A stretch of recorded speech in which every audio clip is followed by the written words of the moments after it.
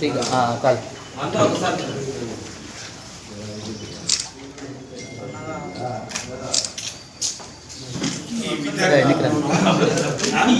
Sir sir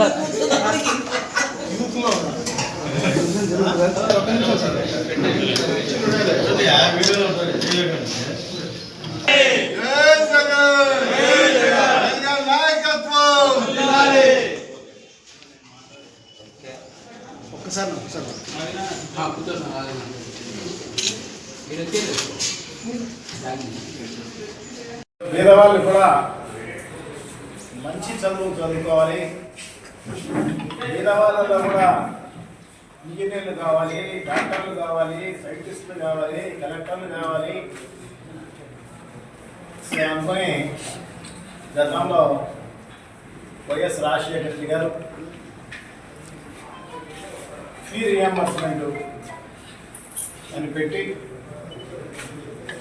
ఎవరైతే చదువుకోవాలనుకుంటారో అందరినీ చదివించాలి, అది ప్రభుత్వ బాధ్యత అని చెప్పేసి గుర్తెరిగిన నాయకుడు గవర్నర్ రాజశేఖర రెడ్డి గారు ఆ రోజు ఫీ రియంబర్స్మెంట్ పెట్టడం.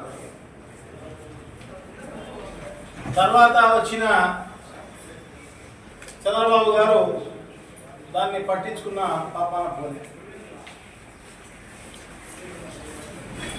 దాదాపు 2,800 కోట్ల రూపాయలు ఫీ రియంబర్స్మెంట్ బాకీ పెట్టి ఆయన దిగిపోవడం జరిగింది. దాదాపు 148 కోట్ల రూపాయల వరకు కూడా ఈ మధ్యాహ్న భోజన పథకానికి కూడా బాకీ పెట్టి ఆయన దిగిపోవడం జరిగింది 2019లో.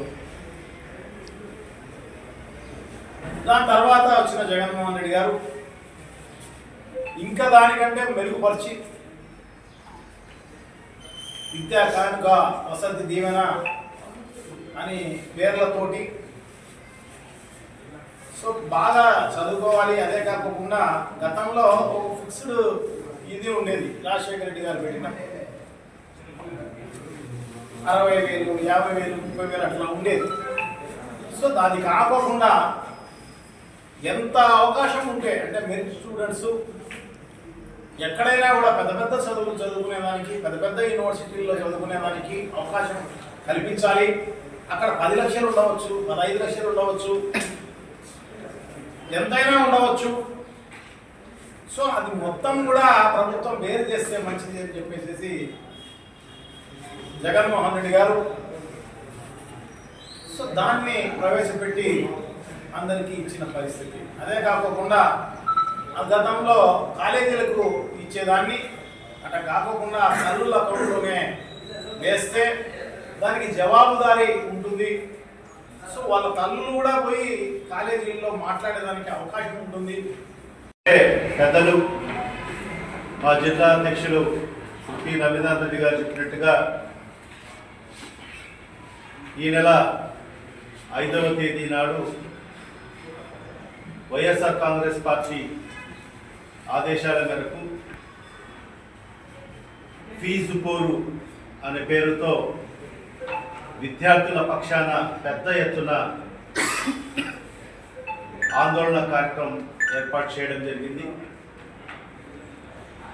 మరి ఆ ర్యాలీ 5వ తేదీ ఉదయం 10 గంటలకు వైఎస్ఆర్ కాంగ్రెస్ పార్టీ జిల్లా కార్యాలయం నుంచి ప్రారంభమై మరి జిల్లా కలెక్టర్ ఆఫీస్ వరకు ర్యాలీగా వెళ్ళి మరి అక్కడ కలెక్టర్ గారికి వినతి పత్రం అందజేసే కార్యక్రమం ఉంటుంది. మరి ఈ కార్యక్రమంలో పెద్ద ఎత్తున విద్యార్థులు, మరి విద్యార్థుల యొక్క తల్లిదండ్రులు, మరి విద్యార్థుల భవిష్యత్తు కోరే ప్రతి ఒక్కరు కూడా మరి ఈ ర్యాలీలో పాల్గొని ఈ ర్యాలీని విజయవంతం చేయాల్సిందిగా ప్రతి ఒక్కరిని కూడా సవినయంగా విజ్ఞప్తి చేసుకుంటున్నాను. మరి ఇవాళ చంద్రబాబు నాయుడు గారి ప్రభుత్వం, కూటమి ప్రభుత్వం ఏర్పాటై 8 నెలలు కావస్తుంది. మరి 8 నెలల కాలంలో మనం ఒకసారి చూస్తే ఎన్నికల ముందు ఇచ్చిన అనేక హామీలు ఏ ఒక్క హామీ కూడా ఈ 8 నెలల్లో అమలు చేయక కేవలం గత ప్రభుత్వం మీద నెపం నెట్టుకుంటూ మరి ఈరోజు కాలయాపన చేసుకుంటూ మరి ఈరోజు ఈ కూటమి ప్రభుత్వం యొక్క పరిపాలన కొనసాగుతుంది.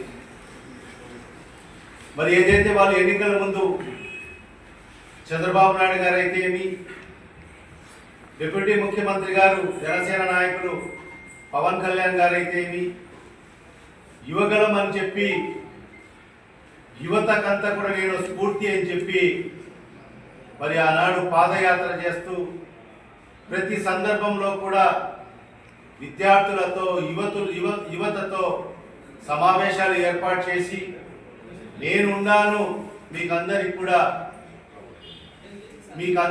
నేనున్నాను అని చెప్పి మీకందరికి అండగా ఉంటానని చెప్పి ఆ రోజు విద్యార్థులందరినీ కూడా నమ్మబలికి మరి ఆ రోజు జగన్మోహన్ రెడ్డి గారు చేస్తున్న కార్యక్రమాల మీద విష ప్రచారం చేసి మరి అధికారంలోకి వచ్చిన తర్వాత మరి ఈ 8 నెలల కాలంలో మరి విద్యార్థులను విస్మరించిన పరిస్థితి, మరి నిరుద్యోగులను విస్మరించిన పరిస్థితి, యువతకు విస్మరించిన పరిస్థితి, రైతులకు విస్మరించిన పరిస్థితి, మహిళలకు విస్మరించిన పరిస్థితి మనం అందరం చూస్తున్నాం. మరి ఆనాడు ఆ మహానేత దివంగత ముఖ్యమంత్రి డాక్టర్ వైఎస్ రాజశేఖర రెడ్డి గారు ప్రతి కుటుంబంలో ప్రతి ఒక్కరు ఉన్నత చదువులు చదవాలి, చదువుకు పేదరికం అనేది అడ్డు రాకోకూడదు, ప్రతి ఒక్క ఇంటిలో ఒక డాక్టర్ కావాలి, ఒక ఇంజనీర్ కావాలి, ఒక సైంటిస్ట్ కావాలి అని కలగని